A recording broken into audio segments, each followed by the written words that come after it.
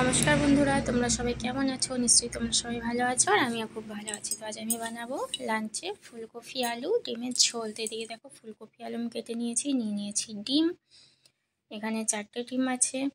আর এদিকে আছে মশলা একটা পেস্ট বানিয়ে নিয়েছি, আদা রসুন জিরে লঙ্কা টমেটো পেঁয়াজ সব একসাথে আমি কেটে নিয়েছি। সবার প্রথমে আমি ডিমটা সেদ্ধ করে নেব, তার জন্য ডিমটা বসিয়ে দিয়েছি। আর এদিকে আলু ফুলকপি ভাজার জন্য কড়াই চাপিয়ে দিয়েছি, দিয়ে দিয়েছি তেল। সবার প্রথমে আমি আলুটা ভেজে নেব, একদম লাল লাল করে আলুটা ভেজে নেব। দিয়ে দেবো সামান্য পরিমাণ হলুদ দিয়ে ভালো করে আলুটা ভেজে নেব। তো দেখো আলুটা এদিকে খুব সুন্দরভাবে ভাজা হয়ে গিয়েছে। এখন আমি আলুটা তুলে নেব, ওই তেলের মধ্যে ফুলকপিগুলোও ভেজে নেব।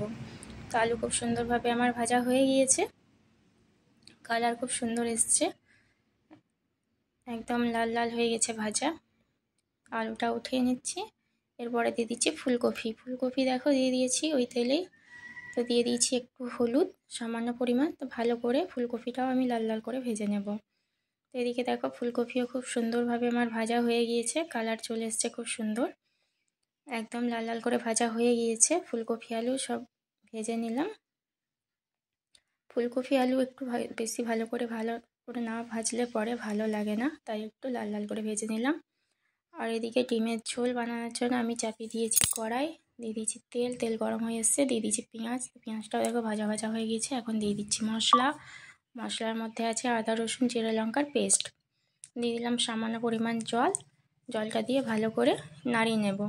দিয়ে দেবো পরিমাণ মতো হলুদ দিয়ে আবারও ভালো করে মশলাটা নাড়িয়ে নেব।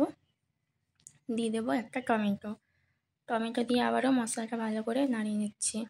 আর এদিকে দেখো ডিম আমার সেদ্ধ হয়ে গেছে, ডিমটা সেদ্ধ করে নিয়েছি। এদিকে মশলাও খুব সুন্দরভাবে কষানো হয়ে গিয়েছে। এখন দিয়ে দিচ্ছি ফুলকপি আলু দিয়ে ভালো করে আমি কষিয়ে নেব মশলার সাথে। দিয়ে দিচ্ছি পরিমাণ মতো লবণ দিয়ে ভালো করে ফুলকপি আলুটা কষিয়ে নেব। তো এদিকে দেখো ফুলকপি আলু খুব সুন্দরভাবে আমার কষানো হয়ে গিয়েছে। এবার আমি ফুলকপি আলুর মধ্যে জল অ্যাড করে দেব। জল অ্যাড করে দিয়ে 10 থেকে 15 মিনিট আমি সেদ্ধ করে নেব। দেখো এদিকে জল দিয়ে দিয়েছি, আবারও ভালো করে নাড়িয়ে নিচ্ছি জল দেওয়ার পর। এবার আমি ঢাকা দিয়ে 10 থেকে 15 মিনিট মতো ফুলকপি আলুটা ভালো করে সেদ্ধ করে নেব।